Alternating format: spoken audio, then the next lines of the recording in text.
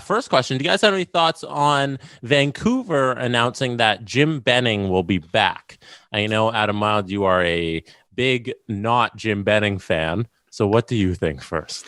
I think, if you keep good start. if you keep doing the same thing, you should expect the same result. I mean, you know what? The good thing that Canucks fans can look forward to is Jim Benning doesn't have a nickel to spend in free agency. So, and he's got to re-sign. Yeah, because he's got to re-sign a bunch of his own actually good players. So at least he'll look really good when he signs Pettersson and Quinn Hughes and all those guys. Here's the problem with the Canucks is that unless they stay like insanely healthy, I don't see a path for them. Pettersson's got to play more. Obviously, he had a really injury-plagued season. I get that. I don't see the path for them to becoming – it's not that they couldn't make the playoffs. It's just I don't see them becoming the dominant team that they should with a guy like him on the roster and Hughes on the roster, et cetera, et cetera. Does that make sense? Yes.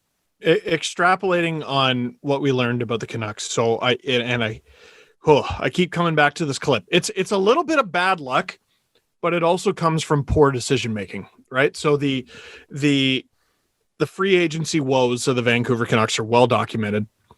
They're drafting quite good. Mm-hmm. Quite good. Like, let's just call it what it is. Quinn Hughes, Elias Pettersson, Hoglander. That's a great pick. Great player for them. Demko's been great for them. I don't remember where they drafted him.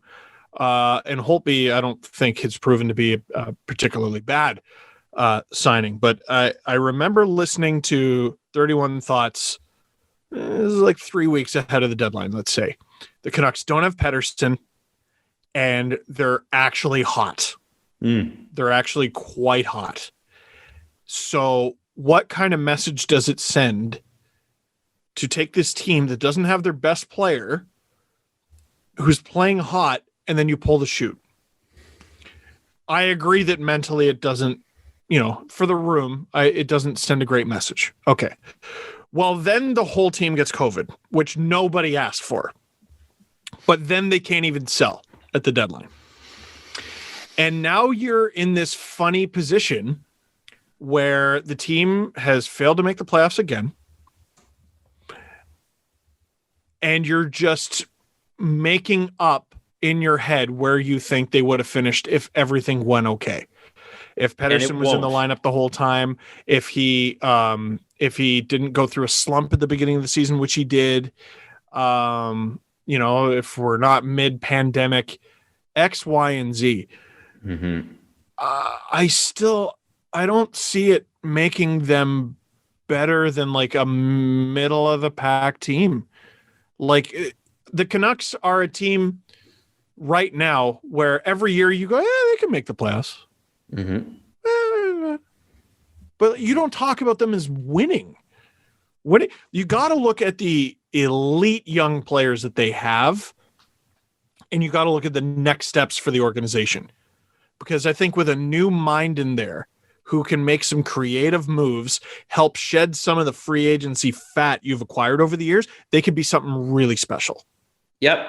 They could. Yeah, they could. I mean, but it's got to, I mean, this offseason alone, Quinn Hughes and Pettersson need to be re-signed already. Yeah. And if I am them, I'm calling the Seattle Kraken as quickly and as many times as I can to say, how can I offload Tyler Myers on you? And they're going to rob you blind like Vegas did to how many teams? Yep. You need a different mind in there. It's not even Jim Benning sucks. It's not even about that. Although Adam, listen, there's certainly an argument that he sucks. Mm-hmm. But we know he's good at a few things. The best parts of the Canucks are because of Jim Benning. But he's also been there 7 years. They ought to be, so if you're making that argument, the worst parts are him too. Yeah, dude, the goes both ways here. It's so hard for a GM in Canada to get fired. Oh yeah. They've all been there forever. Dubas is like one of the most recent ones. Shovel Dayoff, have the Jets had another one? I don't think so. Bergevin's been there forever. Treliving's been there forever. Benning's been there forever.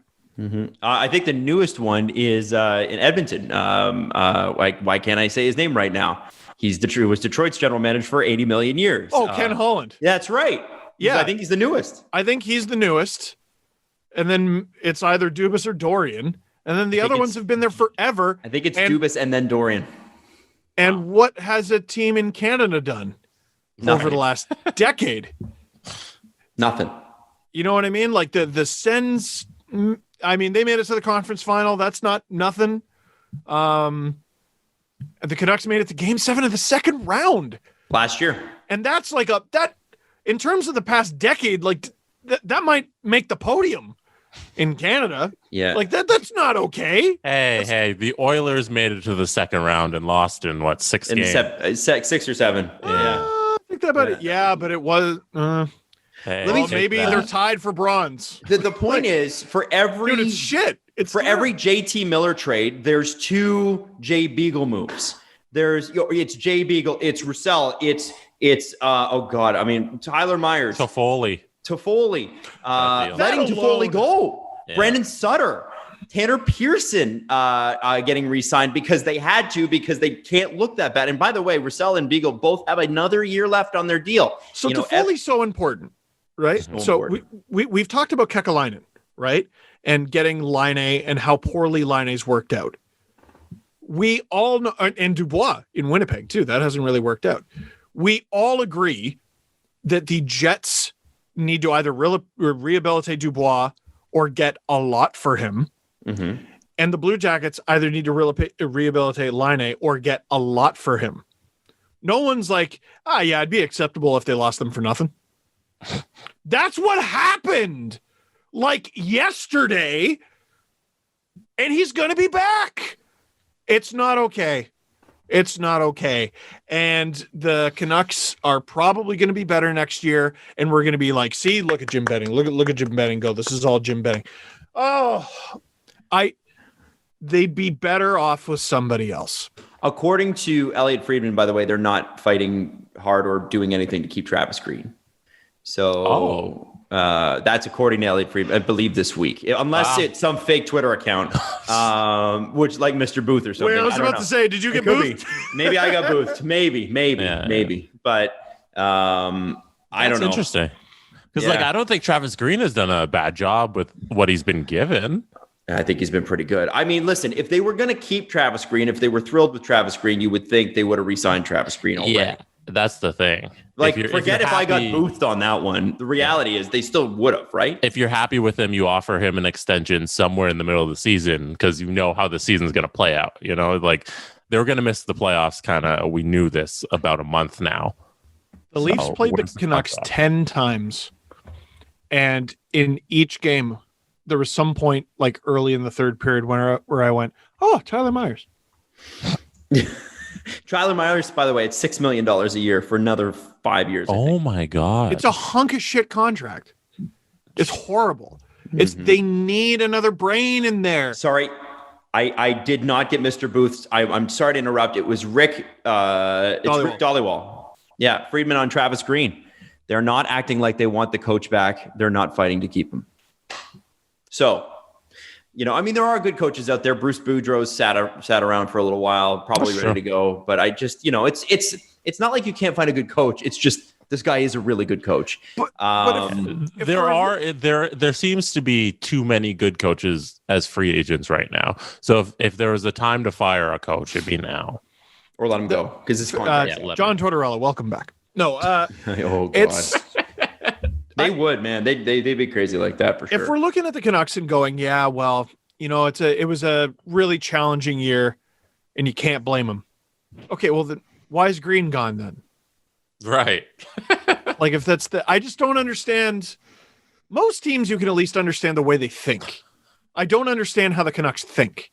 I'd like to know at the end of the season, at the end of the playoffs, maybe if somebody can write an article on how the COVID situation played out internally in Vancouver, because I don't know if that plays into it, but that couldn't have been good on anybody. Like, just, we all know in our personal lives going through COVID, and when you have this outbreak in this team and you have those breaks, like, I wonder if some of that fell on the coach and how the players handled it, and like them coming back to play, and then the mutiny in the media, like that whole situation. I wonder if it was just, okay, it's time to move on and just reset here. That's just speculation. Nope. That's pure speculation. Keep from the same guy. From what I'm reading, by the way, part of the issue with the Canucks and Travis Green would be, and I'm assuming that they have not really done much other than ask what his number is the number. Oh, okay. The Canucks don't want to pay their coach a lot of money. Which is weird because he was a bottom six guy for a lot of his career. What? I don't know if I get it. They love overpaying depth guys. Oh, that's true. Good point. I mean, I don't know. It seems like an odd thing, but who knows? Maybe Jim Benning in year 8 becomes the genius that we all doubted him. Like, I can't wait for the Canucks to get on a tear in the first 20 games next year, and all the Canucks fans see, we told you. And Jim Benning, wow, God, he's great. So we'll see what happens there.